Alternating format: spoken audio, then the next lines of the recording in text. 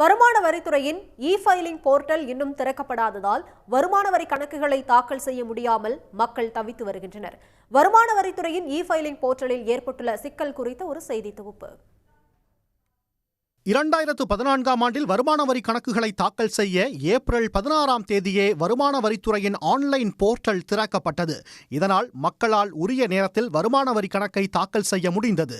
ஆனால் இந்த ஆண்டு மே 20ஆம் தேதி கடந்த பின்னரும் தனது போர்ட்டலை வருமான வரித்துறை திறக்கவில்லை.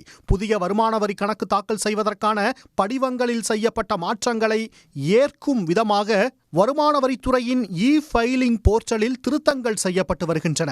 இந்த மாற்றத்துக்கு திட்டமிடப்பட்ட காலத்தை விட கூடுதல் காலம் பிடிப்பதால் இ-ஃபைலிங் போர்ட்டலை திறப்பதில் சிக்கல் நீடிக்கிறது. இன்கம் டேக்ஸ் டிபார்ட்மெண்ட் அந்த இன்கம் டேக்ஸ் யூட்டிலிட்டின்னு சொல்லுவாங்க. அதாவது இன்கம் டேக்ஸ் ஃபார்ம் நோட்டிஃபை பண்ணி அதை யூட்டிலிட்டியாக ரெடி பண்ணுவாங்க. அப்போ தான் அந்த ரிட்டர்ன்ஸை ஃபைல் பண்ண முடியும்.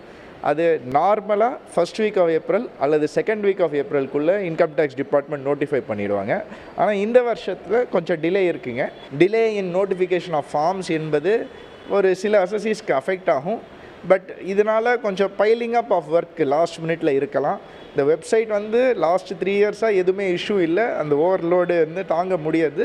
ஹோப்ஃபுல்லி இந்த வாட்டியும் பண்ண முடிஞ்சால் தென் சக்ஸஸ்ஃபுல்லாக பண்ணிடலாம்.